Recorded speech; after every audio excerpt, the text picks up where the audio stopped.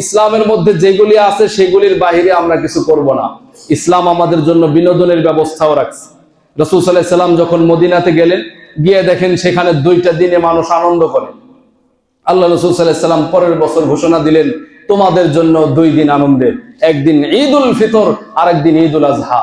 এবং আনন্দের সিস্টেমটাও কি আশ্চর্য, আপনি কল্পনাও করতে পারবেন না। বলেন তো আপনি আনন্দ কিভাবে করতেন?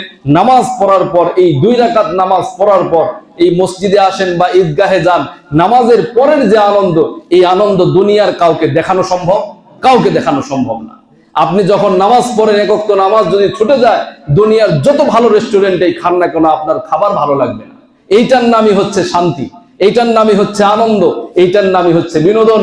এই জন্য ইব্রাহিম আলাইহিস সালাম বলছিলেন, হে আল্লাহ, আমি তো বিশ্বাস করি আপনি একজন, আপনি মৃতকে জীবিত করতে পারবেন, কিন্তু আমার আত্মার প্রশান্তির জন্য আমাকে একটু দেখান না কেমনে জীবিত করবেন। এটার নাম প্রশান্তি, যেটা 1000 কোটি টাকা দিয়ে অর্জন করা সম্ভব না। আপনি ওযু করার পর 2 রাকাত নামাজ পড়লে আপনার অন্তরে যে শান্তি আসবে, আল্লাহ তাআলা আমাদেরকে বোঝার তৌফিক দান করেন।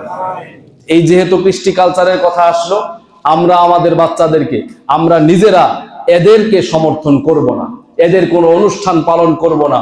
আমি শুক্রবারেও বলছি যে এইটা আসলে শিরকের অনুষ্ঠান। একজন দেবতা ছিল 2 মুখওয়ালা। কয় মুখওয়ালা? 2 মুখওয়ালা দেবতা আছে খ্রিস্টানদের।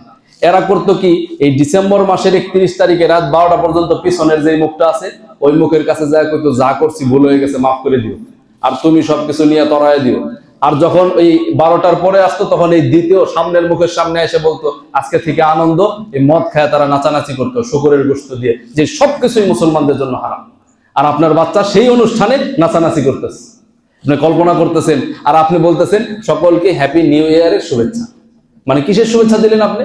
সকলকে দুর্গাপূজার শুভেচ্ছা। কিসের শুভেচ্ছা দিলেন? আপনার ছেলে পায়খানা খাইতেছে, আর আপনি বলতেছেন, তো আমার বাবা পায়খানা খাইতেছে, তোমার কি পায়খানা খাওয়ার শুভেচ্ছা? কি আশ্চর্য অবস্থা! এটা কি? আপনি বুঝতেছেন না কি হচ্ছে এখানে? যেখানে শিরিক হচ্ছে আল্লাহ তাআলার সাথে, যেখানে সরাসরি শিরিক হচ্ছে, আপনি সেটাকে দিতেছেন শুভেচ্ছা। এই হচ্ছে আমাদের মুসলমান। আমরা ইসলামকে না বোঝার কারণে, ইসলামকে না মানার কারণে আমাদের মগজ মস্তিষ্কে পছন্দ ধরেছে। আল্লাহ তাআলা আমাদেরকে হেদায়েত দান করেন।